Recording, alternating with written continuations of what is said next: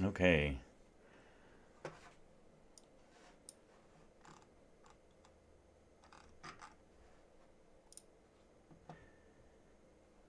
Hello, everybody.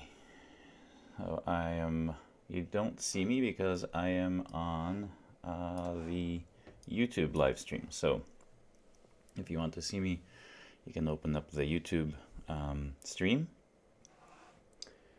and you can see what I look like there for the people that are on the Zoom. So we're just waiting for Bobby to get a drink of water, I believe. And yeah, hopefully right now we have some people joining. I just retweeted the live stream. So hello, Andreas, good to see you. It's been a while. Yeah, it really has been. I had him. Hopefully you're enjoying your summer.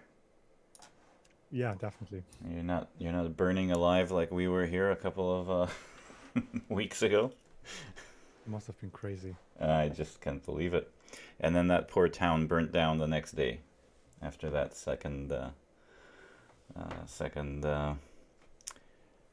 third day of record-breaking temperatures, and then the fourth day, just the wildfire. You know what the wildfire was caused by? It was a spark from the train coming through the town, from the tracks. That's all it took, and the whole town burnt down. That's what they found to be the cause, probably, when they looked at when things started to get on fire. So when things are that hot and that dry, even a train passing through town can be a very dangerous thing. But we're just waiting for Bobby. I'm gonna try and see if we can get Bobby's speaker view. Where's Bobby on here? There he is. Pin video. And there we go.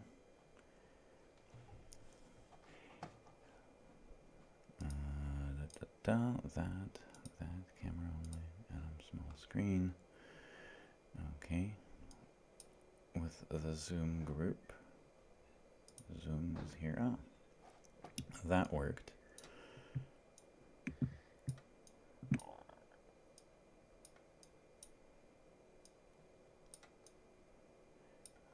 And I'm still floating here. Okay.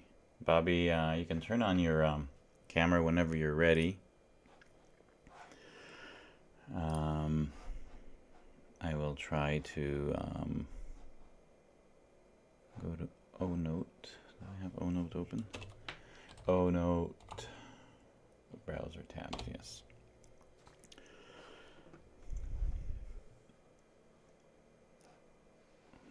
And well, that's good.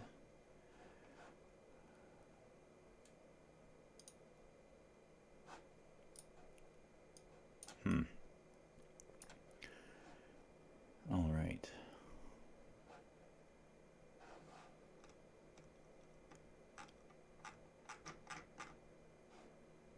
And that's that. And transition to that. And there we are. More people coming into the chat.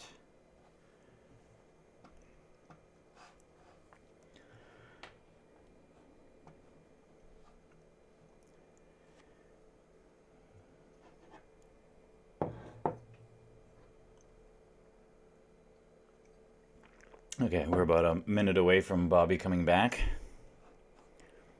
So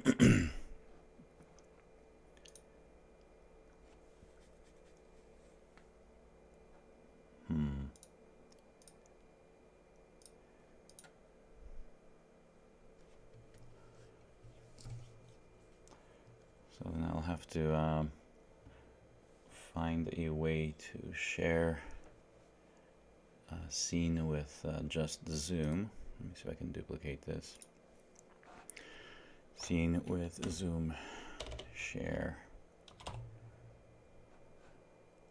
Okay. Scene with a Zoom share will only have Zoom. So we can turn those off. Turn that on. Transform to screen. Okay, so we can transition. Okay. Wow, I'm really getting used to OBS. It's such a nice software and free. All these really good pieces of software are free because they're not kind of being driven by the marketing departments and trying to make everything super profitable. So like Blender is incredible for 3D. It's just eating up the world. Krita for art is, again, another one that's, believe it or not, better than Photoshop for brushes, like the paint brushes you can get for artists. Even Photoshop can't compete with the level of customization and making, you know, your own brushes, which is crazy. So that's great, and OBS is good too. Hey, Bobby, you're still muted. See if you can. Yep. Can you hear me okay? Yep. Transition you. There's Bobby. Okay, so transition back to me. So thank you everyone for joining. Sorry about a little bit of a late start. It's a Friday. We're always tired at the end of the week, and yeah, thanks Bobby for joining. We're really excited for every new version of ONote. We're just itching to get our fingers on it to finally switch from the default out there. I think is the elephant in the room that everyone's using is Miro, but for one of, as I've been talking about in our meetups, one of our largest projects ever had to be split up into 4 separate Miro boards. It simply just doesn't work at that scale. So ONote is really the next chapter of having something that's purpose built for designing software. And yeah, that the day is coming soon where we can basically put together all our 4 Miro boards for that large project and get the true navigation advantages of ONote, being able to hide and expand different swim lanes for either different users or different subsystems, or maybe even horizontally shrink down or collapse parts of the workflow. These are the types of things we find ourselves manually struggling through in the event modeling community, to be able to navigate a blueprint of a very large company. And we don't want to break it up into, department or per job separate diagrams. That's going to really lose that blueprint, one place to get everything and really collaborate and remove all those meetings and get your status of how things are going. So yeah, thanks again, Bobby. I hope that was an okay introduction. I know you have some things to talk about in terms of the features, so I'll switch it over to you and just maybe give a rundown of what your goals were for the next little bit and where we're at, what we're going to see, and then maybe the greater roadmap. Great, sounds good. Trying to screen share. It's telling me I can't yet. Oh, you might need up your gain again. You lowered it too much. Up my game. Yeah. How about now? Oh, perfect. Yeah, I can hear you perfectly well. I'm trying to share my screen, but cannot yet. Oh, I'm so sorry. I always do this just in case. I keep forgetting to add you to. There you go. Should be able to have everything at your disposal now. Great. Yep, there we are. All right. So I'd like to start off by saying, first off, thanks for having me on the meetup again. It's good to be back. And we've been hard at work over here at Evidence Systems trying to get this release out the door.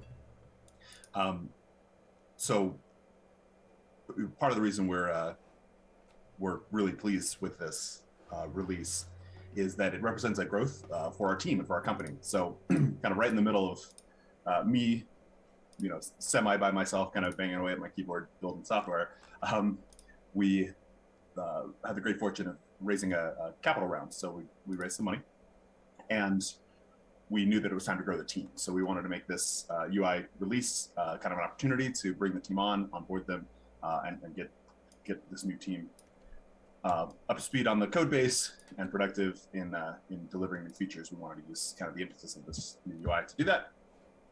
So I'm very pleased to introduce Terry Blessing, who's joined us today, Cash, whom I think you already know from our team, and then Mike Shearer, who's also joining us from the evidence systems team. So Terry Blessing is a technical writer. She's been on the team for a number of weeks and has already made significant contributions on understanding the product, empathizing with its users, and documenting its functionality.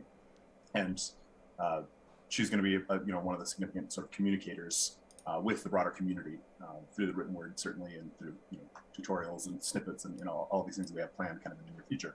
So we're thrilled to have Terry on the team. She's been a great addition already. And then Mike Shearer is a ClojureScript developer, functional programming developer more generally, very senior, very experienced engineer, writes fantastic code, has already made significant improvements and contributions in our code base, and materially helped deliver this new UI. So I want to thank the new members of my team. Super happy to have them on this call and as a part of evidence systems and ONote. Well, that's amazing. Yeah, I mean, I've been talking to you, and it's just so awesome to see the team growing and everyone getting behind what it is that you're doing. And I think I speak for them among many others that it's probably a real pleasure for them to work on something that's really changing the industry for the better.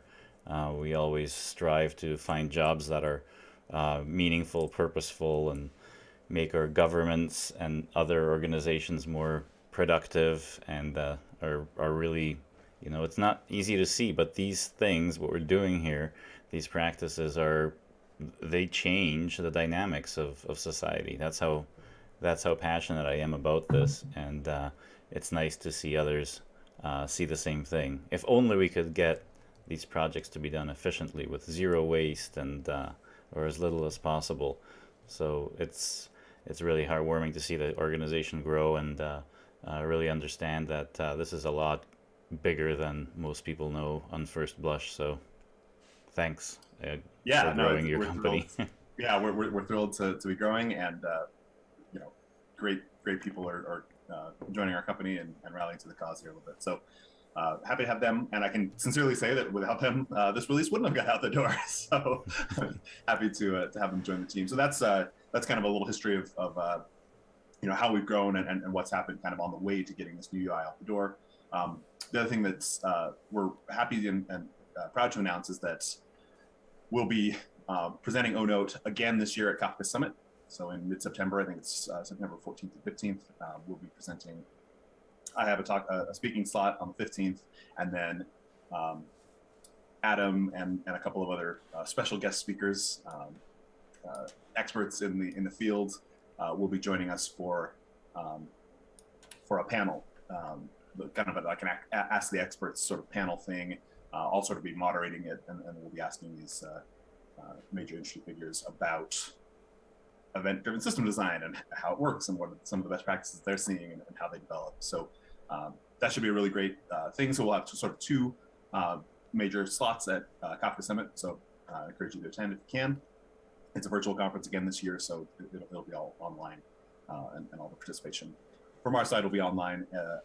But that panel will be live. So the talks are pre-recorded, so I can't do anything about that. I'll be recording my talk. So it's the same format, sort of, a little bit like last year. Yeah, still a lot of virtual. But the panels will be live. So right. we'll actually do the ask the audience, or ask the experts, Q&A. Those questions will be like coming in real time, and I'll be asking some questions first, and then we'll take some audience questions as well. So that should be a good opportunity to share event modeling and ONote and kind of the tooling we're building around event modeling and event system design more broadly with a large community. That should be like something between 10 and 15,000 people who attend that event. So that should be really good. Give some good exposure to event modeling. That was a really great event last year for us as well. So yeah, big news for us. We're excited about that. And now let's kind of dig into why everyone came to look at this today. So we're going to dive into the new UI here. I'm still getting used to the shortcuts, the keyboard shortcuts. So I Yes, know yes, the yes. disparity between sort of like what's discoverable by the actual things on the screen, but there's a lot of stuff baked in underneath. So I can't wait to see you fly through this. Yeah, absolutely. So this new UI, we designed it sort of keyboard first. So we wanted it to feel, like the good part of spreadsheets. Not everyone loves spreadsheets, but hey, they're very effective. They're good at what they do. Yeah. And it's a great way of sort of imposing a little bit of structure and rigor on the event modeling canvas. So whereas, a lot of these drawing tools people are using, like Lucid, and, Lucid Spark and Miro and some of these other things, they're very graphical. And we found that can become really distracting, because then you spend a not insignificant part of your time sort of fiddling with stuff and moving things around and aligning things and shifting stuff over and that kind of thing. So that's not great. So we wanted to make something that was a little more structured.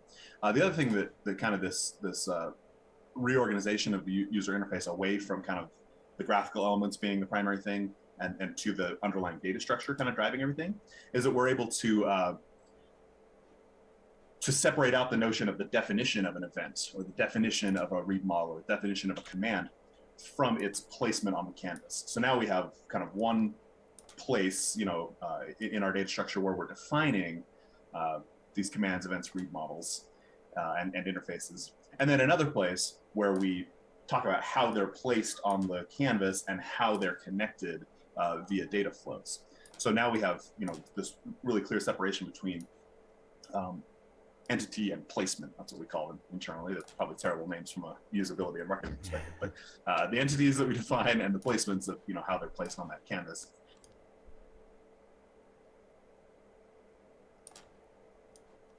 Uh-oh, did we lose Bobby? Let's see. Let's wait for Bobby to reconnect. 1 second here. I'm just gonna get a hold of him on Twitter. Yeah, I'm not sure. Let's see. I'm gonna add Rick to be a co-host. Yeah, I'm closing right now. So, so it's gonna reconnect.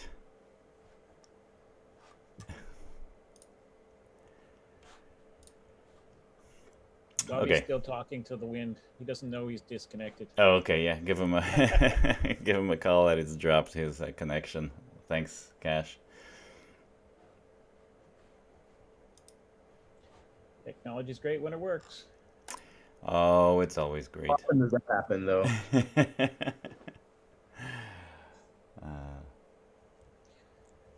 We're just getting to the good parts.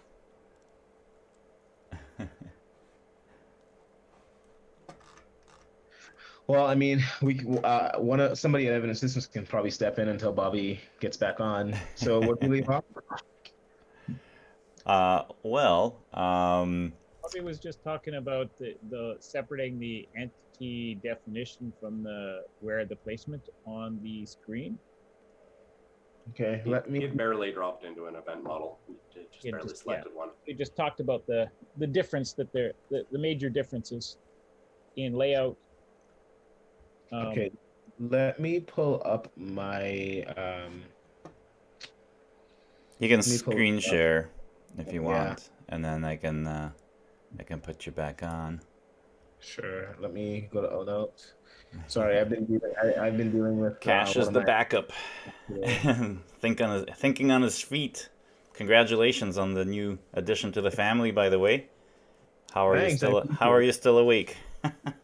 I went to bed at, I think, 4 this morning, so I got more sleep than usual. Before, usually it's been 6 lately.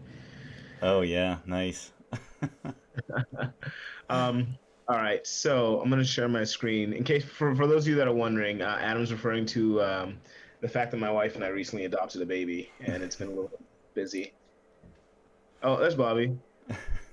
Just in time when you were getting ready, right? Come on, Bobby, you're stealing my thunder. I was about to share my screen and everything. What are you doing? I don't think he has audio connected yet, so he probably didn't hear that little quip either. That's No, fine. I'm here to steal the thunder, man. I'm here to steal it. Sorry Sorry We're about ready that. to take over, man. Yeah, I had a full network drop on my end. Apologies. Yikes. Let me get everything set back up here real quick. Okay, well, I'll go back to being a silent partner in this. While you're getting set up, maybe I'll have a. I think you're going to answer it, but I'll just give a question. So you talked Great. about separating the entity, like the entity definition from the placement. Yeah.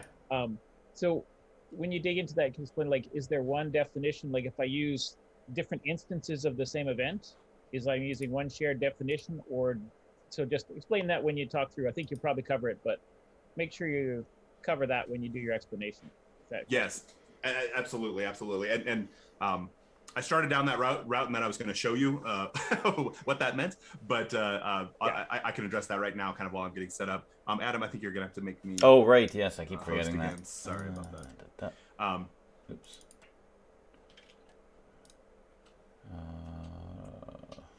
Bobby, there we go. There we go. Okay. You should be good to go, Bobby.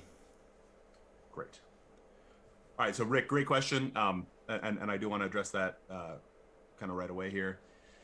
So yeah, the express purpose for why we made that change was so that we can do things like you're describing. So we can define a node in one place, so say an interface, or this happens with read models kind of most often. Many different events along the course of your event model on the timeline will contribute to a read model. And so, you know, in graphical tools, you have to sort of just, I don't know, duplicate that thing or copy paste it or whatever. But what, you know, for the features we want to define in the future, like defining schemas, generating code, that kind of thing, it's really important to identify where you have placed a single entity definition multiple times along the timeline. So you can define it once. The first time you define it, you're sort of defining both the entity and its first placement. But then as you some of these features we don't have in there yet, but these are things that are coming as we deploy schemas and so forth. You'll be able to sort of copy and paste that same placement at multiple points along the timeline. The other thing this allows us to do is do imports. So if you have a snippet that represents, I don't know, user login or something, you can define that in one model and have, you know, kind of a reusable, repurposable user login model, and then you can import that at a particular cursor point in the UI, which I'll show you here in a moment, and that will just sort of inject all of those entities and placements of those entities into the timeline. But those entities are globally unique, so every time you import that snippet, the entity definitions remain stable. So you've always got the same entity UUID and that kind of thing. So you can start to trace across models where you've imported some shared functionality. You can start to trace, like, where does this event happen? And you can define, like, this event is this particular UUID, and then you can see all the different placements across all of your different models of where that event might happen. Does that answer your question, Rick? Sort of. I think you got. So one thing I wasn't clear on, which is if I have, say, an event like add to cart, right? I don't know, add item to cart, item added or whatever, or item added to cart, right? And it's going to have data, and I'm going to use that 3 times, but I'm going to add item. I'm going to add like a coffee mug and a cell phone, right, to my cart, right? I'm going to use that too, but the event structure is the same. It's just the data is different. So I'm just asking you, is this used there or not used there? That's what I'm trying to understand. Yeah, so that's exactly. So you'll define the entity and its schema and its name and all that stuff in one place, and then you could have different placements of that same event, you know, 3 or 4 different times along your timeline, you know, for these examples that you're outlining, and then it would be at the placement level where you would sort of specify the given when thens and, you know, those types of things where you're. So it's an event. It's a type based thing. This is a type definition, and then the instance will have the data. Yes, that's right. The placement instance will own the data. That's right. Yep, that's exactly right. And then we can do the analysis, like it's the placements that define kind of the graph, you know, right? The nodes and edges of this graph that we're building. but then you can always refer back into what do we mean by this? What do we mean by this event? What's the shape of its data? What Right. its globally unique sort of metadata at sort of the type level. Yeah, exactly. I don't like talking about types, especially like not classes and objects and that kind of thing. But yes, in terms of data types, that's exactly what it is. Yeah. Every word you use there will have loaded baggage, but Yeah, that's right. That's right. When I say type, I mean it in the Haskell sense. No, I'm just kidding. That was a joke. All right, great. So can everyone see my screen here, the Meetup demo? Yeah, we can see it. Great. All right, without further ado, we're going to start populating this thing. Yes. So the first thing that I mentioned is that keyboard-based workflow. So the grand secret to this is that if you hit the question mark button, you just get to see all the keyboard shortcuts. So that's hopefully, Adam, that will help clarify some of these keyboard shortcuts for you. They're sort of broadly, split into categories. They're sort of keyboard navigation things. And for that, we support Emacs bindings for keyboard navigation. So we have, right now, you can't see my keystrokes, unfortunately, but I'm hitting Control F to go forward, Control B to go backwards, Control N to go downward, Control P to go upward. So that's the Emacs key bindings. There's also things like Control A, which jump to the beginning of the row. So the Vim people will be very upset. We also support Vim Oh, keystrokes. okay, I'm just so kidding. now, Setting I'm you up. using L and H and K, J and K. I'm not a Vim person, so I'm like struggling to remember how these things work. All of those keystrokes also work to navigate around. And of course, if you're a normal human being and not a programmer, you can use the arrow keys, as nature intended. So that's all three of those kind of navigation patterns work. But then you do have some nice things like jumping to the end of the current row with Control E or Control A, or I can't remember exactly what the Vim keystrokes are for that, but they're in there somewhere. Yeah. Yeah, start. Yeah, so that's what is that, 0? I thought it was 0. $ and hat for Vim stuff, but anyway. Yeah. Anyway, so that's how you can navigate around, is by doing these kinds of things. If you hit Enter, you start inserting a placement at the particular cursor location. So I'll call this test. When you're in the timeline row, which is where the commands and read models go, you have to sort of disambiguate, like, what do you want to insert here, a command or a read model? So here, in this case, I want to insert a command. Okay, so that works. And then I can jump down here. I can, when you're in event kind of brainstorming mode, you can hit Tab, and then you're sort of just listing them all. Yeah, you can just go really fast, and you stay in editing mode, and you can just sort of like really rapidly enumerate what you think your events are. So it's really quick that way. When we're in interface land, we can. And you were just hitting delete there just to get rid of them? Yeah. So you just navigate over. You navigate over the placement, and then you just hit the delete key. Nice. Or the backspace key. Either of those works. When you're in editing mode here, you can hit Control G, if you're an Emacs person, or you can hit Escape to get out of editing mode. Oh, so really don't. How did you get the shortcuts to pop up that window? Oh, so that was the question mark key. So when you're in navigation mode, you can use the question mark key to. Yeah, because the question mark in the top right-hand corner just gets you to another page, right? Yeah, the question mark in the top, that's our support portal. Yeah, so it's a little different. Yeah, a different thing. But yeah, when you just hit the question mark key, just like in Gmail or in GitHub or whatever, you hit the question mark and it pops up our keyboard shortcuts. Nice. So Bobby, deleting did I pretty miss quick and easy. Do the you have undo? an undo? Oops, sorry, say that again. I think two people asked the same question, which is, do you have an undo? No, coming soon. So undo and copy paste are features that we're working on right now. Yeah, just the delete's so easy that undo's. Yes, yeah, right. right. And then I heard another question in there as well. Andreas, I think. I also wanted to ask about the undo. Oh, hey, great. two undo questions. Perfect. Yeah, Oh, and you got referring 2 to votes for it. First question, I guess the copy would be what would refer to the same entity, basically, right? That's right. So it's a little tricky because if you cut and paste, you're just sort of moving a given placement. So I can do that with the mouse today. if I want to move the placement somewhere else, I can just drag it to wherever I want to move Yeah, it. but just go on with the demo, yeah. Oh yeah, sure. So I can move a placement via the mouse by drag and drop.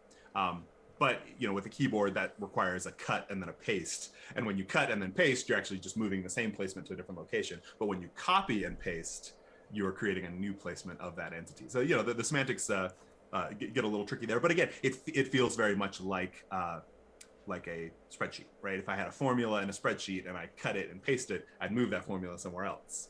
And then all the formula stuff would have to update, right? There's some semantics kind of behind copy and paste in a spreadsheet, similar here with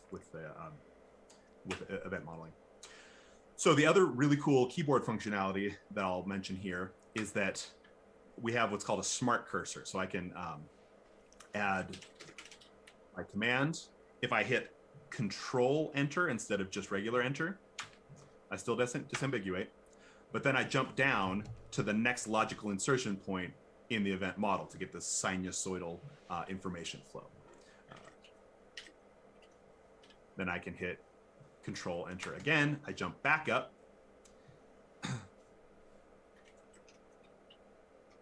Hit Control Enter again. I jump up to an interface. And then I jump back down. And now I know that I'm inserting a command at this point, just contextually in the smart cursor. I know that, okay, it's time for a command. Anyway, so I can do this. It's very rapidly kind of.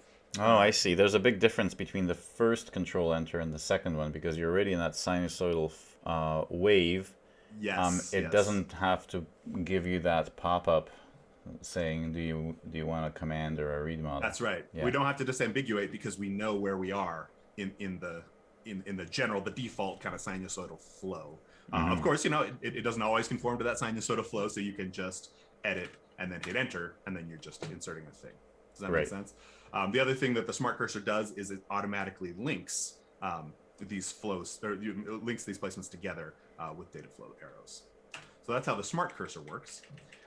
We have an infinite canvas, so as you keep going right, it'll keep adding stuff. But then when you go back right, it picks the last placement as sort of your furthest right column. But you have an infinite cursor or an infinite scroll to the right.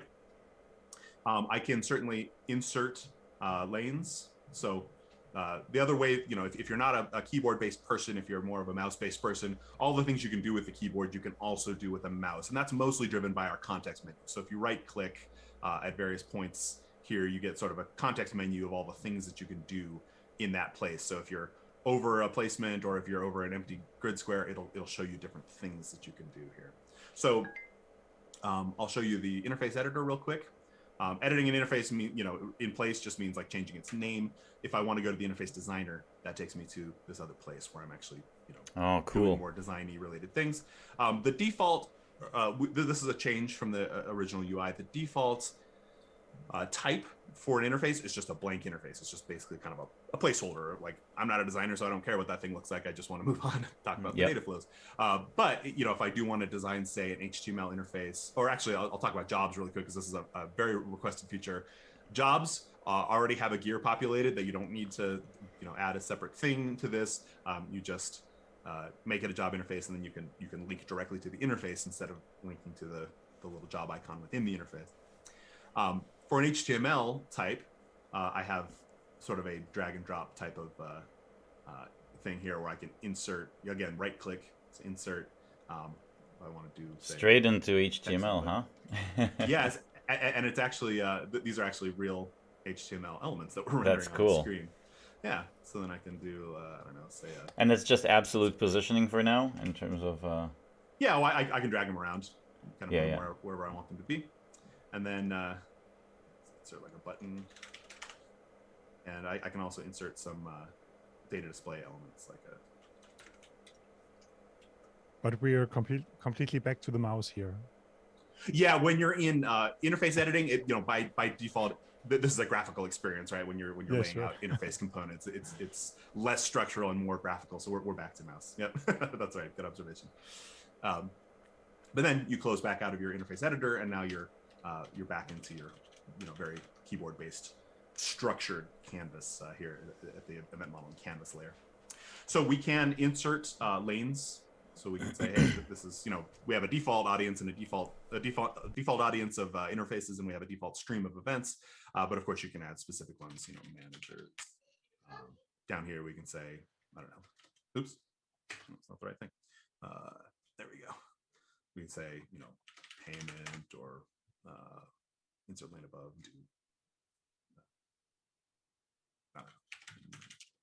Whatever your bounded contexts are down here in event land, and then you can drag events, kind of among these places. So you do still have some level of mouse interactions, to move things around and that sort of thing. You can, of course,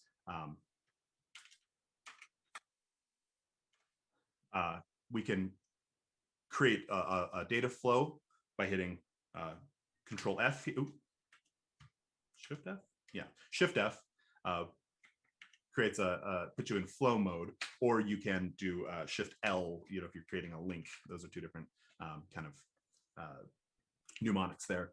But this, allows me to move the thing around, the cursor around the canvas, and I'm in linking mode. You can see this little arrow that's trying to set up a data flow, and if I put it somewhere that it can't go, that's an illegal thing, it'll show me red.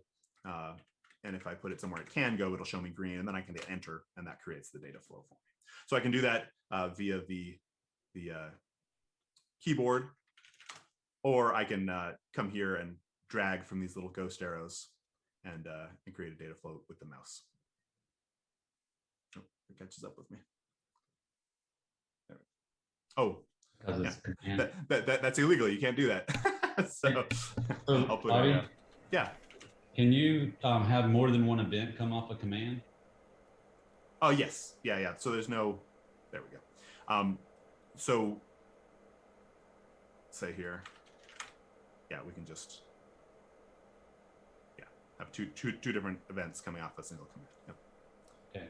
So we constrain what arrows are allowed to be drawn and in what direction. We don't want arrows going backwards, obviously. But all of the legal event modeling data flows are supported by ONote here. So I think that's about it. Anything I missed, team? Anything else you want to see? I can't remember if this is said, but this is just to state the fact that the reason is, it's mouse oriented and the interface designer as well, is because it actually doesn't interrupt the flow at all. You don't actually have to add any of the elements within the interface to move forward in the event modeling process like you did in the prior version of ONote. And so there's no pattern interrupt or anything along the lines of that in this new version. That's right. So one last feature I will point out that changed from the last version to this version, because most folks on this call are ONote users, and you know what I'm talking about. So we used to have import event model JSON up here in the event model menu. That's gone away, and the reason is because now, instead of just importing and clobbering whatever was there in the past, now we have this much cleaner semantic of importing at a specific cursor location. So I can import event model JSON at this particular column in the model, and say if I want to grab the hotel booking example, all of your alpha models, so all the models that were exported from the old version, will import into the new version. We do an automatic conversion of those models. So if you have old event models that you've exported, you can certainly still import them into the new version. You'll notice that the version changed. So now we're calling this a beta data format instead of the old alpha format, which was in the original UI. So now I've added this whole hotel booking example. I import it, and now it slides all of the other things, to the right. Anything that was on the cursor or rightward of the cursor at the time of the import gets slid to the right, and this gets sort of imported as a big block. So now we see, we still have these leftover. So this means you can reuse things in your company, like your login flows, etc., and immediately expose the data that is available to you from someone logging in or someone providing payment or all of these other things that you might have reuse for in your company. Yes. That's very, very powerful. Yep. It's not just saying that you have a library with a bunch of magic behind it and you have to look at some API docs to see what it has. You actually see how it works immediately. Yes, exactly. And it will allow us to build into the product or into some sort of ecosystem or marketplace or something, the ability to import commonly used functionality. So we do anticipate over the next couple of months adding some example models, adding some commonly used functionality like OAuth user login or user sign up and login, right? That's the same everywhere. It's got a spec. So we can define that within the product, and then you can just insert that. It's a really powerful learning tool because saying to someone, go click on this thing to see how OAuth works and read about it in depth. It's like, oh, that's gonna take time and effort. When you drag this in, it shows you how OAuth works by example. Yes, visually by example. Yep, exactly. And where you plug it into any data that it might expose. That's I think as a learning tool, it's going to be incredibly powerful. Yep. So we can, of course, just like we've imported, we can also certainly export event models. Again, here you see, where are we? I don't know if you can see this, but the exported file is meetup demo.o.1.0-beta.json. So it has sort of the version, in the file name. It also has the version within the data structure itself, within the JSON. We have the version as well. So we are keeping a version of this. We still intend, with Adam's help, to sort of standardize this format for representing event models as data, and we'll release sort of an SDK and a standard spec and so forth around that as open source, so that you can do interesting things with these. Yeah, it would be really cool to have these specifications outlive us all, and if there's some system deployed in government that this format just continues to live on as an open standard and people can continue to maintain those systems. Yep. So that's kind of the new format. We wanted to get this out into your hands. It's not completely 100% finished. We do have some features that we do intend to add to it over the next couple months, between kind of now and Kafka Summit in mid-September. We have a lot of really cool features planned. We talked about some undo, redo. We have cut, copy, paste also coming, and that will have very specific semantics. That will also allow us to do things like option dragging a model to copy it. That's a very common sort of paradigm in various graphic editors, is when you hold down the option key or the alt key or whatever, and you drag, that creates a copy of that thing instead of moving it. So we'll have those types of features built in. We also plan to have a bunch of really exciting other things that we're going to add to the product, in particular schemas and code generation. We intend to work on and hopefully sort of finish up at least one use case from end to end prior to Kafka Summit. So look, that's a big commitment. We're saying that in public, but that is something that we want to do and sort of intend to work towards. But again, look, it's development. Sometimes these things don't shake out exactly. So that's not a promise. That is an intention. But that's something we plan to work on, and we also plan to continue to sort of restructure this UI a little bit. It's still, it's very navigate-y. We sort of navigate among different places here. We intend to sort of collapse that down a little bit to where you just have a canvas and you kind of do everything you need to from that canvas without jumping around to a whole bunch of different pages to get stuff done. So hopefully that'll make it easier to work with multiple models, work with importing and exporting those models, in place and that kind of thing. Yeah, I mean, if you're going down the spreadsheet route, there's a bunch of copied features there, such as referencing another spreadsheet cell, and Exactly. you get there's quite a lot of possibilities, and it's exciting to see. Yeah, we're really pleased. The other things that we want to do is add a couple more interface types. Very commonly requested interface type is just an image, right? I don't want to sit here and redesign something my design team's already built. In this HTML designer, I just want to take a PNG and import it here and show it. Figma, that's another thing that's really cool. A lot of people use Figma, and Figma allows the embedding of Figma models and their rendering on your webpage. So we can do that kind of thing too in the near future. Is supporting Figma, supporting image import kind of interface types.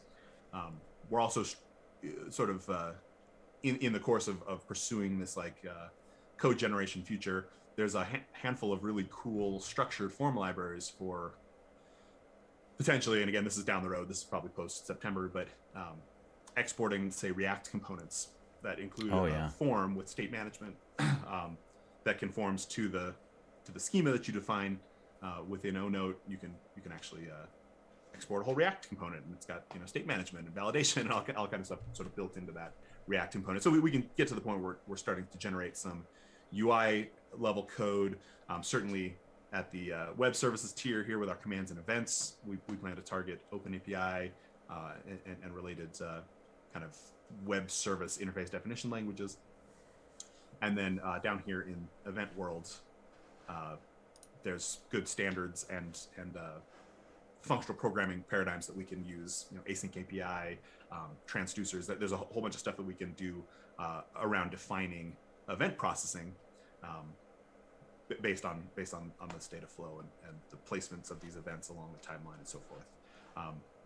With schemas, we'll have the ability to sort of generate test data or example data, do things like Rick was referring to with given when thens, per placement, you can go in and start to experiment with given when thens with real example data and see it validated or see it fail validation or whatever. So there's a lot of really cool stuff given this new UI format, given the new data structure and the insights we had as we were making this new UI to make that data structure better.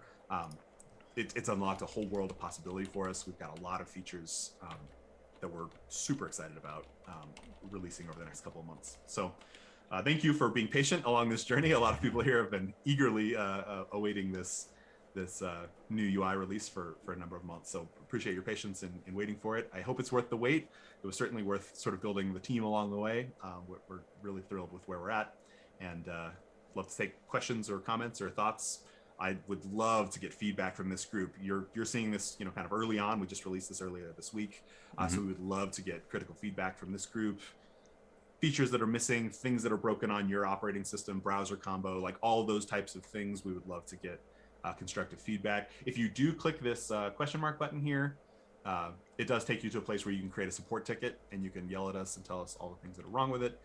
We're of course available on Slack as well. We would prefer not to engage about software defects in public places like Twitter or public Slack channels. We would prefer you contact us privately about those things so as not to air our dirty linens, so to speak. But yeah, we would love to hear from you. Create a support ticket down here at the bottom and so forth. So that there's a lot we can improve. We know that, and we want to be responsive to you. Yeah, one question, Bobby. Yeah, go ahead, Andrews. Is there a possibility to insert some white space, kind of some empty columns? But that is something that we want to do, just like in a spreadsheet, basically, where you can say, insert columns here and slide everything to the right or whatever. We don't have that currently, but that is almost trivial to add. So we do anticipate adding things like that. Yeah, I guess moving a group of elements then would also be possible, and somehow let it snap into another place. That's right. Something like that. So selecting multiple rows, columns, or just placements and then moving them to another place. That's another thing we do want to tackle, and all of that's possible now. Whereas before, it wasn't even really possible to do those things. Now that's at least possible. Adam alluded to some other things that we want to add. Probably not before September, in kind of our near-term milestones, but we do want to add support for collapsing down lanes, for collapsing columns, so that you're only seeing basically the input and the output of some much larger workflow that you can then expand if you feel like it, that kind of thing. And then the other type of thing that we can do is create alternatives by creating a default flow, but then there's like a collapsed flow kind of next to it. We can actually explore alternative flows where you can say, here's the happy path, that's the one we're going to show, but here's like an error path, and we'll keep that collapsed for the most part. If you care about looking into it, you can expand it, but we don't want that to visually impede your understanding of the model more generally. So we can keep that collapsed by default, but indicate that these flows are alternatives to each other. So there's a lot of things that we can do now that we could just never do before, and it's that kind of thing that we want to explore. And we'd love to hear community feedback about what the most important types of use cases along those lines are from your perspective and in your work. So we're open to that kind of feedback from you all. There's definitely questions. I'm not sure if you're open to opening it up for question and answer now. Yeah, please. Bobby. Yeah, so Yep. there's some from YouTube that came in. One is obviously the example data. So, and then structure of, reusing an event, maybe with different data at a different point in time in the workflow and things like that. And yeah, maybe we'll answer those two first, and then there's another question, a couple more questions after that. Sure. I'm not sure exactly what the question is there, but I can certainly dig into those things. Basically defining the. I mean, you already touched on the fact that there will be schema. So I'm guessing the question is really about how that will be represented visually when you start to add a command. Or an event, and then start to, is that description that you're showing right now, is that going to just be expanded to have fields and things like that you can just add and type in example data? Gash, I think you need to mute. Oh, sorry guys. Screaming at your kids. So right now that's handled kind of via this modal. You hit read model detail, or you hit shift enter, I think it is. Yeah, shift enter, and enters your detail. Yeah, there will be additional metadata here. Right now, it's just like name and description. That's sort of boring. But yeah, there will be additional things there around schema definition and those sorts of things here. It probably won't be in a modal. I've actually started to hate these modals a little bit, so I think that'll be part of a further kind of tweaking and refinement. So it'll just kind of expand, it'll grow a little bit. And then you'll have or maybe there's an information panel that slides in from the right. Right. Or you click a thing and then you can see all of its details on the right, and then you can kind of dig into its details. And related to that, from my perspective, I mean, we've had on really, really large projects where we're getting into hundreds of types of events. We're identifying portions of the workflow as being something to do with this area of concern, and we may have about 10 or 15 of these larger area of concern that have kind of a grouping of command handlers and state views or read models. And what's really important, everyone loves it, including project managers and but there is one thing that we have to kind of wedge into Miro. We're not doing it right now, but we're in the process of doing that, basically understanding how much each area has been completed based on developers being able to check off that I've actually finished this command handler. I have my initials or whatever. I tagged it as me having done it, and therefore I can easily just get a report that currently the login or acquisition area of the of the event model is 60% finished, and I can get further drill down reports that that was mostly done by Joe, and a little bit of it was done by Mike or whatever. Yeah. Those types of things are really good. That we've been doing that manually now. Obviously, divide and conquer. If all the developers are doing this, it's really easy to look at a large event model and have those areas clearly labeled as being done 60%, but it's still a really nasty manual thing that's not needed really to be done manually. It's just really tying all the possible sort of integration points for all this type of meta information. So I'm sort of wondering that eventually there should be some roles defined that, hey, this is a developer looking at this, they're probably going to update whether they finish this command handler, and things like that, and maybe project managers, project owners, agile coaches can actually define areas of the event model of saying, we're going to consider this to be, this onboarding component or this payment processing part of what we do, and that's how we want to, organize our milestones, if you will, and other things like that. So. That's obviously, as you're expanding the data that you can put into each command handler and each read model.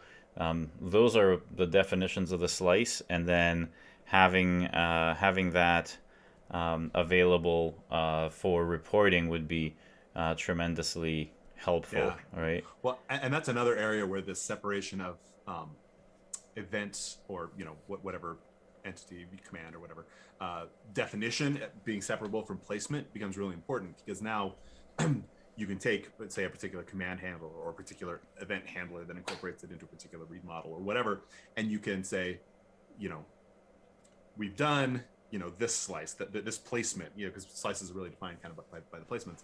We've done this one, but there are 3 other places where the same event is incorporated, or say the same command happens and results in different data flows out to different things. Those are additional cases we need to make sure that our command handler covers, right? So you can start to enumerate, just as you said, like, okay, this event, like, what are all the system places that touch, either producing or consuming this particular event, or this read model? What are all the events that feed this read model at various points in time, and where are the places where this read model gets presented?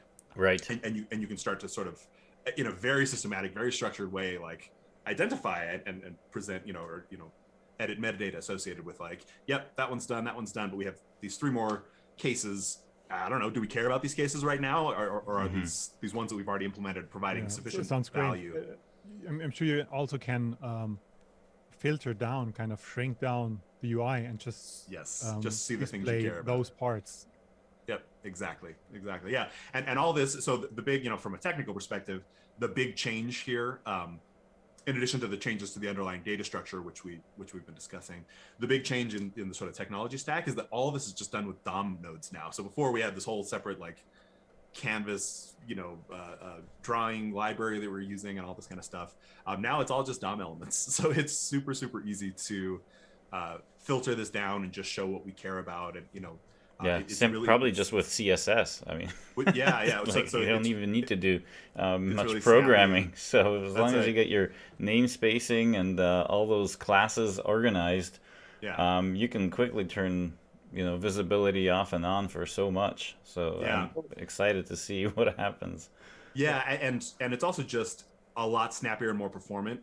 As you kind of use the keyboard, you can feel that a little bit. You just feel how it just feels snappy, which I was really pleased with. Moving from one rendering technology to another rendering technology, you're always like, oh, is this going to be worse? Is this going to be better? I'm personally really gratified with how just fast everything feels. Like, the code base actually shrunk considerably during this. The UI level, part of the code base kind of shrunk during this refactor, which it was also really, really gratifying. So anyway, I'm really happy and pleased with how that turned out. Go ahead. We had another question. I have a question. Rick. So it's kind of related to some of the things other people talk about, which is one of the big advantages of using a whiteboard. Yeah. Is you can annotate things however you feel. Yeah, ad hoc annotation. So ad hoc annotation. And so what I'm wondering, and like maybe kind of lead a suggestion in here, is what I would like if I want to use a structured tool like this, right, is a way to make a set of structured annotations. Yeah. Right. So I want to say I'm going to use this type of annotation. I want to define a type of annotation, which is like maybe Adam's got, like, he wants to track who, like, maybe I want to track on who's working on it, right? Yep. So I want to say who owner or something. Yeah, that's part of it. Basically, people could put their names on it. Yeah. I want to be able to turn the owner annotation on and off. Yep. Right. And then maybe I also might want to have a kind of done, work in progress, not done annotation, like, where, like, hey, what's the status? But I don't want, or even highlighting, right? Like, you can zoom out and what I'm saying is, I don't think you should try and build all of these like, I'm going to make up my own crazy, my own purpose workflow annotation. So what I'm saying is, I'm not asking you guys to try and deal with, even imagine what kind of workflows. Find some sort of things. There's structured annotations, and then there is the other thing, which I may be able to reuse in structured annotations for, is I just want to make a note on this thing. I want to attach it to the thing. That's not done. Hey, what about this? I want a question. I want to, like, hey, I want to be able to have those highlighted open questions. Yeah, like comments the proverbial, and the proverbial pink sticky from the little voice bubble on the side. I don't know. Says, what should we do here, right? Like, hey, pay attention here. So maybe that can be handled with a type of structured annotation, sure, or something. I mean, I'm not sure. Those are two different things, but you might be able to merge them. Yeah, it's a great suggestion, and I think the best the best of all possible worlds we could end up with that. So we do have cards for doing that kind of annotation. They're not candidly they're not in the near term milestone, but that is something that we know a lot of people ask for that. You're not the first to ask, Rick. Great suggestion though on kind of the structuring.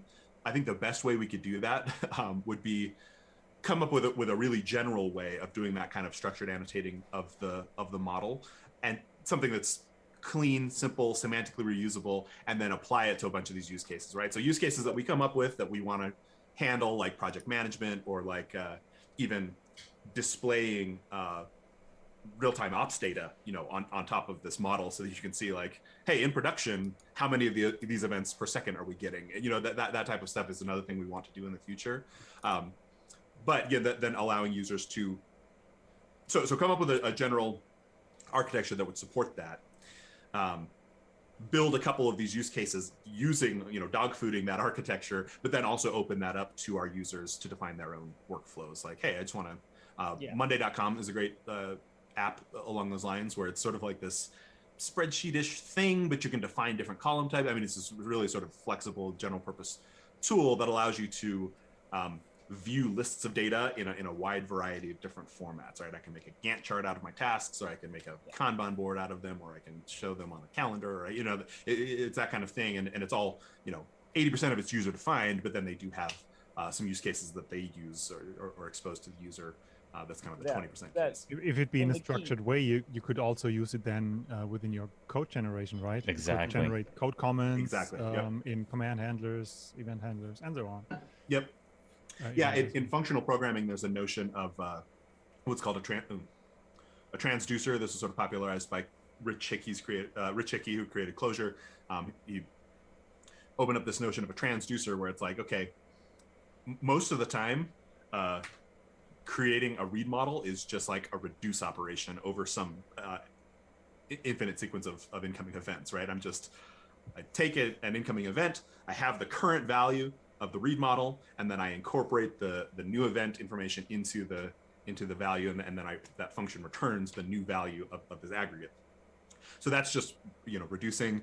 Transducing is a generalization of reducing that allows you to do it in multiple different sort of contexts, not just on a static list of data that's known at the time of a computation, but also on asynchronous and unbounded sequences and that kind of thing. So it would be really cool if I could click on this data flow arrow, and I say, hey, this, I'm going to define the transducer in Clojure or JavaScript or whatever. I'm going to define a function. Yeah. And then when I generate my code, that function is there, and it's just like, I mean, the same thing can be. We can just do that. You can do the same thing for databases, right? That read model is actually getting stored in Postgres, and I actually want to unhide all of the varchar and other limits and things that I put onto each piece of data. Yep. For the event modeling collaboration exercise, it's certainly not needed when you're talking about the concepts, but if one wants your subject matter experts, they don't care about that stuff. But when you're with your ops team and your DBAs, like, they passionately care about that kind exactly. of stuff. So they can just turn all those things on, and they can continue the discussion right down into the weeds, right? And so it's kind of interesting. I wanted to ask some more questions that are coming in from YouTube right now. Yep. So one of the things is this is really good, because someone said that I don't want to wait months. Any chance I can develop ONote faster? How can I help? So I don't think you're gonna have trouble finding people that want to work on this with you. If there's volunteers out there. But I think hiring. We can touch on Bobby at ONote.com. Bobby at ONote.com. But we could also say that there will be a bigger effort onto the open standards that we want to support. And of course, the second part to this kind of question is, does the current export JSON format accept foreign metadata? It would be nice if you can start adding your own management info to it, like what we were talking about. Yeah, exactly. So that is it a very permissive standard, so that if you do sprinkle a whole bunch of stuff in there, that's fine, as long as you have a scheme for namespacing or something like that, like back in the XML hell days. XML, for all the things that was wrong with it, it was actually quite well covered in terms of like what's in scope, what's out of scope, how you navigated that with namespaces and scopes and all sorts of things. Those are definitely things that we're not going to duplicate, I don't think, because we don't want to go back there. But I think we'll definitely have the mindset that we want to expand that. And if there's going to be extensions to the model for specific verticals or specific ways that you're running your company, certainly nomenclature like sprints and other things might definitely be in there, even story points if people want to do that. I mean, I don't share that opinion, but I'm not going to block it. If you want to start to estimate the size of read models or command handlers, and so it plugs into your agile frameworks, that shouldn't be something that's disallowed. So that's my take on it, and I'm hoping that and that's exactly what we're talking about now is basically the consequence for the open data format of Rick's suggested architecture. That's basically exactly that. There are great examples of good standards like OpenAPI and JSON schema that support like extensions, right? You just prefix your thing with X and you can namespace it if you want. There's a lot of things you can do in terms of adding extra stuff. The robustness principle applies here, right? Be strict about what you send, be generous about what you accept. And there's also again, I basically only watch Rich Hickey's talks, but he has a great talk about versioning and software versioning and data versioning and that kind of thing. And in that, he talks about basically, if you get down to set theory and looking at how data sort of changes over time, how schema evolves and so forth over time, there's really only two categories of changes. There's breaking changes and there's non-breaking changes. But breaking changes are when you expect more of me or when you provide less to me, right? If I do either of those categories of things, I've broken everyone who depends on me. If I provide more to you or expect less of you, I haven't broken you, right? That's all the code that currently works will continue to work, and that's fine. So we're very much operate in that spirit within our data structure, right? If there are extra keys in a map within the thing, we don't care. Like, maps are open by default, right? We have an open world assumption on maps and those sorts of things, but there will be sort of a baseline. Here are the things that are required, right? We have to have these three fields in order for this this event, say, to be valid. It's got to have an ID, it's got to have a name, it's got a few things like that. So we actually do have a fairly robust programmatic specification for what a data an event model is. And we can do a lot of generative, we can generate an infinite sequence of test data. We can do generative testing on these models. We can certainly validate them at runtime and those sorts of things with this programmatic specification. So there's a lot we can do with that, but all of that code totally allows and assumes an open world that extra things can be added to this data, and that's just fine. It's no problem. I hope that answered that question. That was like a really long computer science. No, it's really cool because you're talking about theorem provers, and we can come up with all sorts of crazy ideas for a solution, and just logically they won't work. So that's we don't want to get into those situations. So I guess that's kind of it. If there's any other questions, I'm certainly excited about what's going on. Sorry, go ahead. I think Andreas wanted to. The marketplace, is that still somewhere on the roadmap? It is on the roadmap. It's candidly, again, it's down the road on the roadmap. Of course, I just wanted to know if it's still on there. Yeah, but that's absolutely something we want to support. I mean, the whole intention of having an open data format that we're working with Adam on is to make sure, look, this isn't open source software, right? We're a proprietary commercial thing, and we get that. Some people hate that, some people love it, whatever. But we want to make sure that we're responsible consumers of and contributors to the open source that makes our product possible. So we do a lot of that kind of stuff, and we want to make sure that the most significant part of our platform is open, and that is the data format, right? The thing that represents an event model. We want to make sure that's open, that it's available, that people can build interesting things out of it that we couldn't have anticipated or don't have the bandwidth to do. So yes, absolutely, we want to make sure that, like, that's the entire purpose of having that kind of thing, is to empower our users to do cool stuff that we didn't anticipate. In the future, we want to reward those users. If they built something cool that they think other people can use, we do want to have kind of an exchange or a marketplace or something. That's exactly the mindset that, we need to have a business to have money and funds to move it forward quickly. And without a business that makes money and helps enterprises do this, I mean, they already waste so much money on useless tools, in my opinion. Like, why can't it be something that's more responsible and you get a lot more value? At the same time, all the nonprofits, etc., we can certainly give away licenses for nonprofits and charities and students and all sorts of pricing. That's all in the future. But then also to be quite open and say, if you want an open source project that gives you a visualization of the standards that we have, I don't want to be in the way of that. In fact, we want to support that.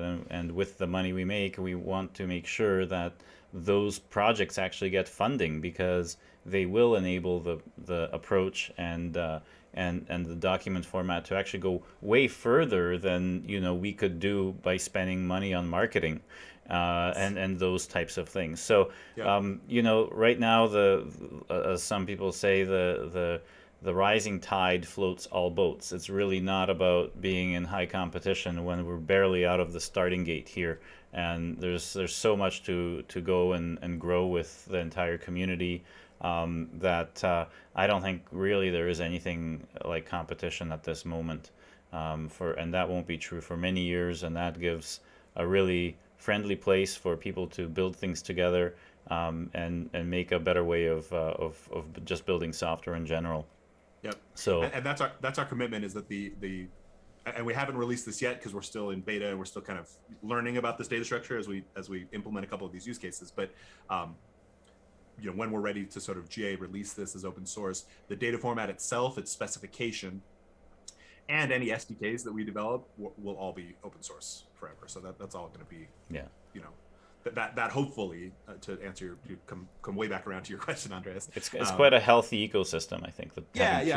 And we want that to empower, eventually, we'll provide the data format, its specification, we'll maintain that as we learn, and we'll provide SDKs for using that in various programming languages, and hopefully that will empower a really great ecosystem and potentially an actual market. We can probably end up using those open source projects internally for the commercial part, but then we can give back to that and keep contributing upstream. Absolutely. And whatever the licensing scheme is, that's a really healthy relationship that we see in Linux and all sorts of other mature models out there. And so the ruts in the road are there to follow, to continue to have a really good symbiotic relationship, have a good community that has, I think it's important really, because a lot of large enterprises want the commercial support. They, it says a lot more than you're just providing commercial support for an open source project.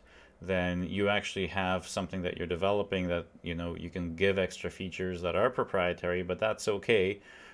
Because you're going to be, filling a niche for enterprise, and enterprise works on that vendor relationship. It's not like everything has to be 100% open source. There has to be some IP where people do invest and they want to protect that intellectual property to do that. So it's when those things become out of balance, when you have someone trying to control everything by making it all proprietary, and that's something that, if you know me at all, I'm really not into. So all of these types of decisions in terms of accessibility to the types of formats and the APIs available, those are going to be very clear and transparent, so that you're free to use the format for whatever tool you might want to use it for.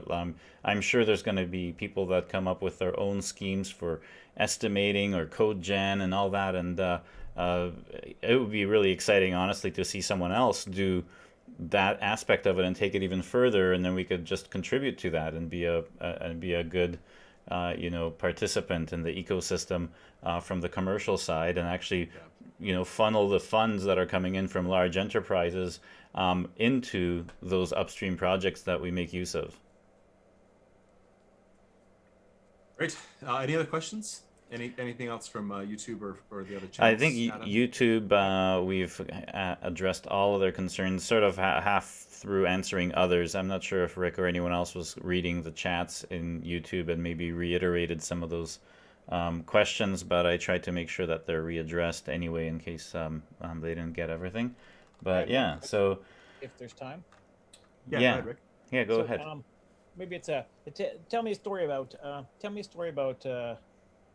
versioning from two scenarios, right? So basically, I'm working on a model and I'm like, I have an idea. I'm gonna mess with it, and if it doesn't work out, I want to go back, right? And then the second is, hey, we got together, we brainstormed, and you weren't there. See what's different. See what's changed. So those are kind of two different. Yep.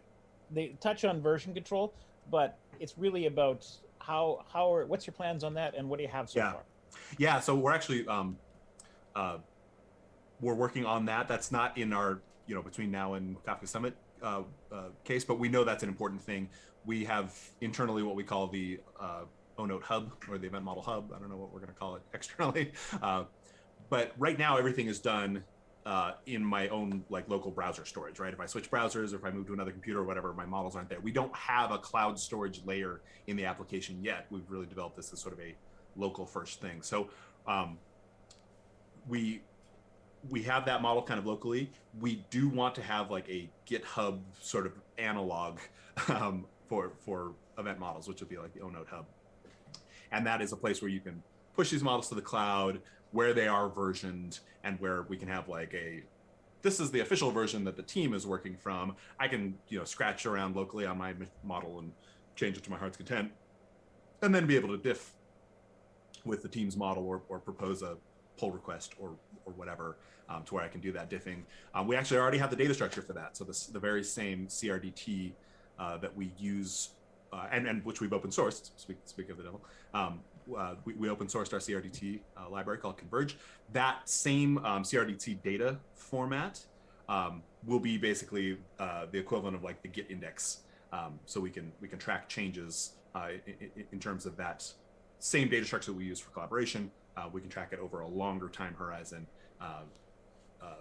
and see versions and see how things have changed between one CRDT and another. We can visualize those changes. So we do intend to do that.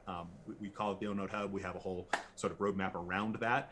We even have a really great partner that we intend to engage to help us build that. So we do have a plan for that, but it's not between now and kind of September, or maybe even now at the end of the year. But we do plan to support that in the near future. So the way that model would work is that you play with your local model.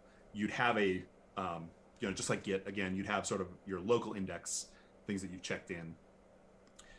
Then you'd have your just models that you're working with that represent, it's sort of like your file system, and you just change stuff all the time. Being able to compare, my model that I have here with what I've checked in locally is one layer of things, and then being able to compare what I've checked in locally with what's on the team's version, in the cloud. That's sort of the GitHub equivalent. So you've got kind of the Git equivalent, which is all local, and then the GitHub equivalent, which is a place where we can push these things in common and then work from a common version there. Does that answer your question, Rick? I think so. So basically, any explicit support wouldn't be till closer to the end of the year at the earliest. Yes. And in the meantime, I just basically would do a save as and do a manual branch, just like like the old school. Just make a copy of I'm not sure, I want to try and experiment, save as. Yeah, that's pretty much all you can do in the meantime, right? That's right. Yeah, and hopefully the new import actually makes that a lot easier. So you can have your main model that you name with official or whatever, and then you can create a new model that you suffix with Rick's changes, and then you can import the old model into the new model, play with it, mess with it, and then see if you like it, and then you could so basically right now all you got is a file system. You don't have Git. Right. Like in the bad old days. So yeah, we are working towards that though, right? Or are you doing export and check it into Git and then re-import? Because you have export and import right now, right? We do. Yep. Export and import. So basically, I can just export it. Yeah. Fly away and then just re-import and go back to where I want. That's probably the better way. Yeah, that's probably the better way. diffing JSON data structures in Git is fraught, so I will say that right now, because Git doesn't know about data structures. Git knows about files with lines, and there's an impedance mismatch there a little bit.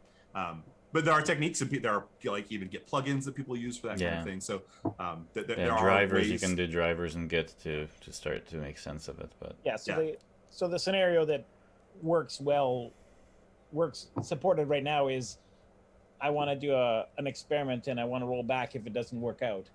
That you just export a copy, and then you can always re-import if you need to roll back.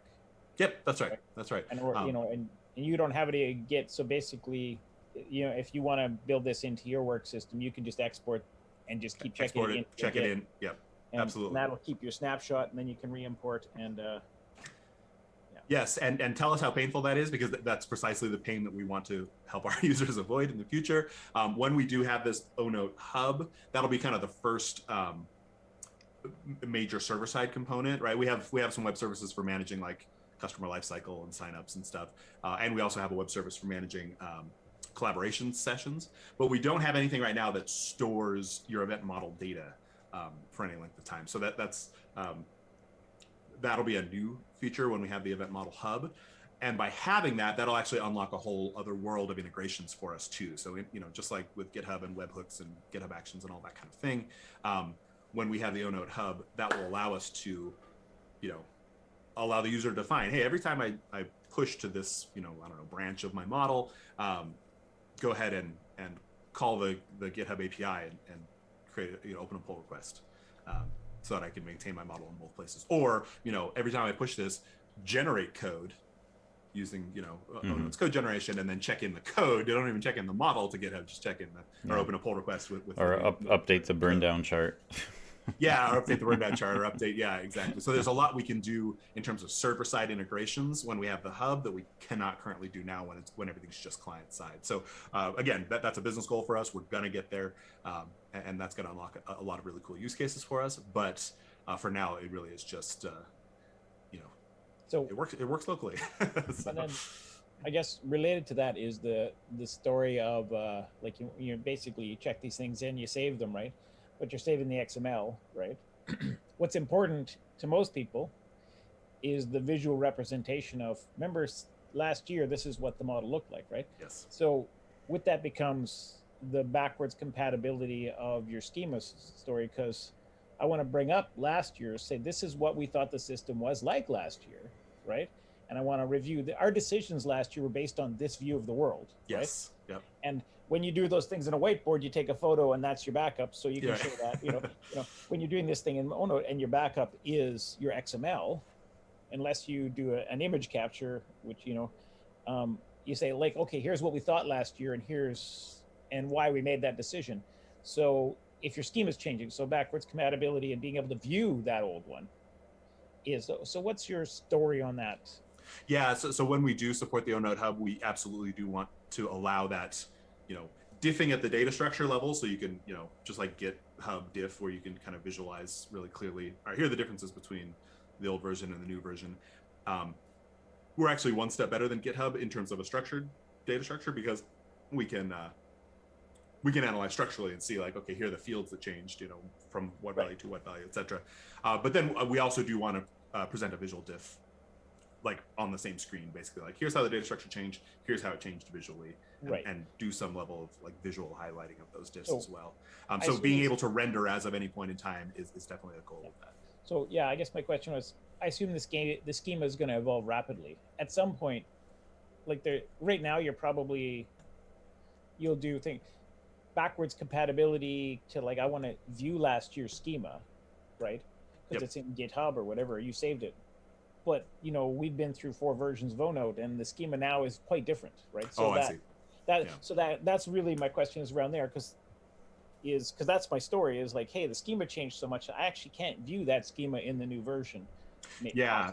So right? that's actually really what I'm trying to understand. Yeah, that's actually forward compatibility, and from the old UI to this new, what we're calling the beta version of the data format, we have compatibility. We have a transform that will allow us to go from the one to the other. And actually, it's that very transform that ran when you first loaded ONote. We actually migrated your local on-disk data store. So yeah, we do have that sort of forward compatibility where I can take an old version of a model and update it to my latest version without any loss and then render it. So yeah, that is the goal is to have a more of an extensible model where we have kind of the the goal of event modeling captured with the core structure, but then leave it really open-ended for the extensions to add the capabilities that you may want. So forward backward compatible. If you're backwards compatible, you're very aware of what you're dropping, and it's not something that's going to catch you by surprise. If we have some annotation that's introduced next year, it's going to be quite clear in the standards that may get relegated to a notes field or something. Those are the types of things that we're going to be discussing with the community, because you can see that we're always having discussions about what's going on, and a lot of engagement about event modeling going on all the time. So it's something that's not going to be sprung onto everyone by surprise. It is going to be done in the open, and it's going to take into account the challenges of the community's adoption of event modeling,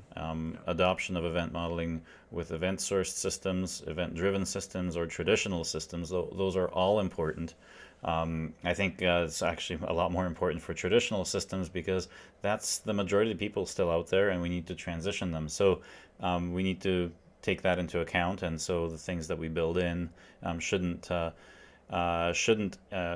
encumber the future versions of the standard, just because we are still at this phase of the industry where we don't really have event sourcing as a default, which I feel it should be. But yeah. So I guess can I export the image these days or not? So that is one piece of functionality we lost. In the old version, you could export a PDF. We took that away because, again, we changed rendering libraries. Like that old rendering library had that ability, and the regular old DOM doesn't. You can certainly print. Print to PDF. Honestly, That's what I was thinking. I don't know. Like right now, we don't have a print style sheet that we know looks good. But that's something, again, it's on our roadmap to reintroduce that sort of export to PDF functionality, even if it is via print. Yeah. We want to make sure we do that. But no, that is one thing we did lose, was sort of that. Yeah.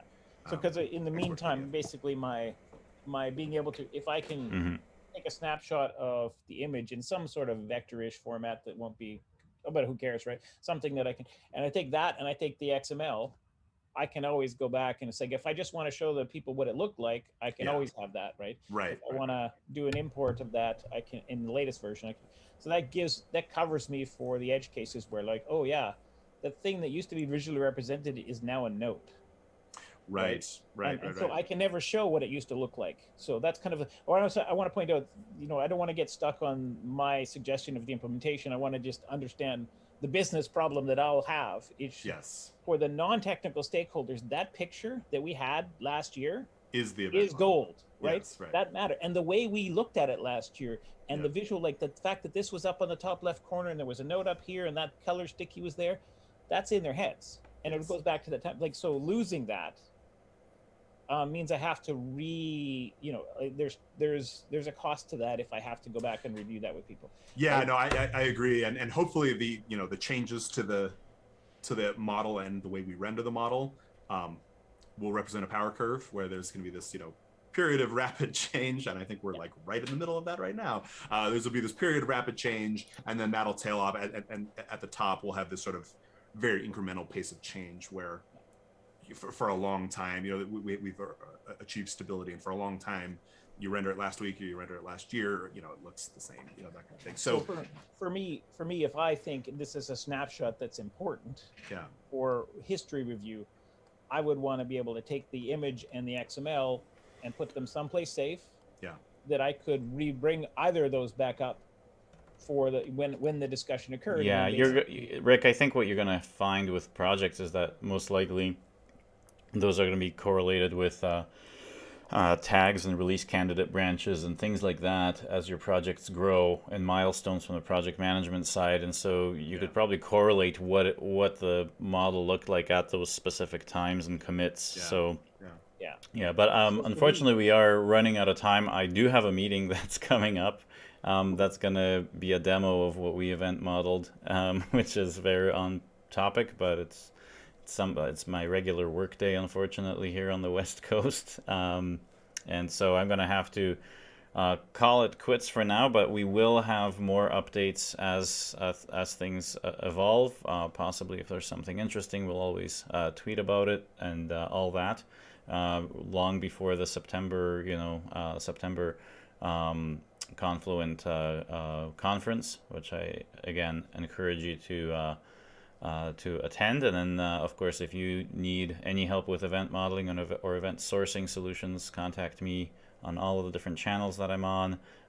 Feel free to contact Bobby through the ONote interface, or bobby@onote.com to get help specifically with ONote, but anything in general with event modeling and your projects as you're transitioning to event-driven systems, or domain-driven design, or CQRS, or any of these types of things that we've been talking about in here for a long time, feel free to reach out.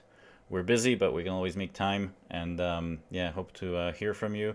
Hope to see you next time, and have a wonderful weekend.